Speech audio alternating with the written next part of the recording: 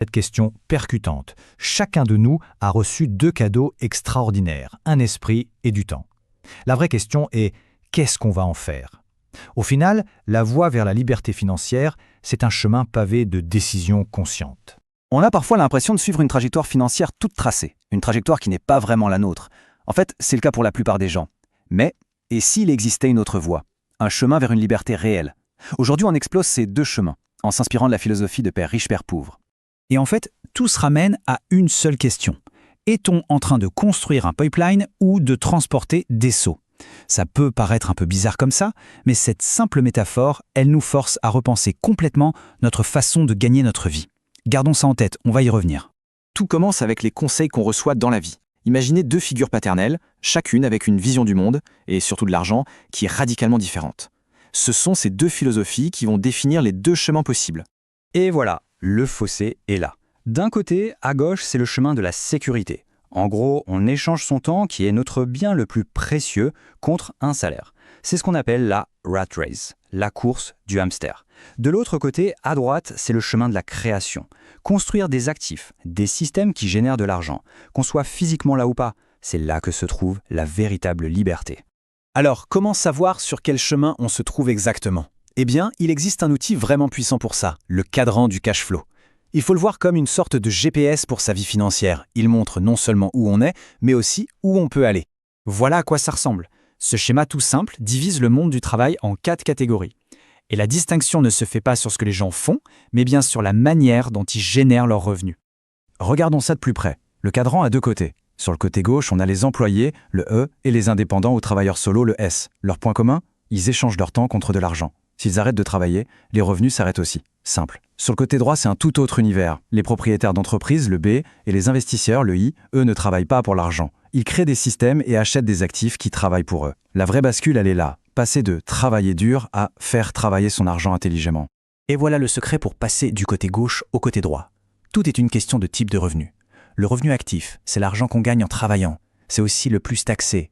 Le but du jeu, c'est de réussir à convertir ce revenu en revenu passif et de portefeuille. C'est l'argent qui vient de l'immobilier, des actions, des entreprises, bref, des choses qui travaillent pour nous et qui en plus sont beaucoup mieux traitées par le fisc. Revenons un instant à notre question du début. Il y a une petite parabole, celle des deux villageois, qui illustre parfaitement cette différence entre travailler pour l'argent et faire en sorte que l'argent travaille pour nous. Voici Ed, c'est le transporteur de seaux. Son plan est direct. Un seau, en aller-retour, un salaire. Plus il travaille, plus il gagne. Logique.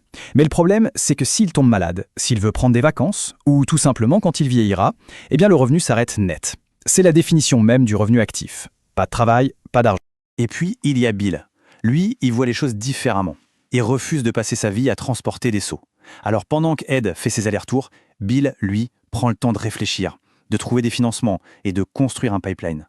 C'est un sacrifice à court terme, c'est sûr, mais pour une récompense énorme à long terme.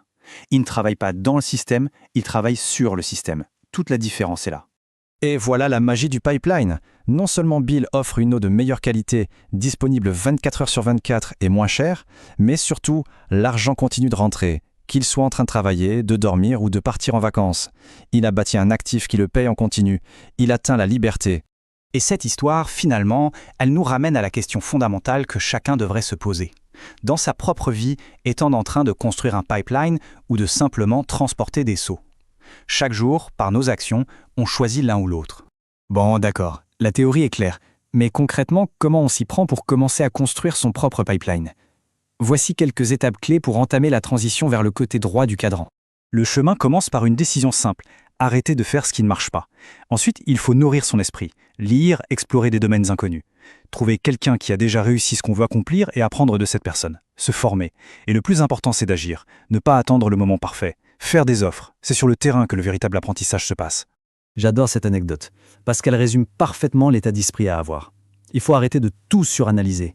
L'important, ce n'est pas d'avoir un plan parfait, mais de se lancer.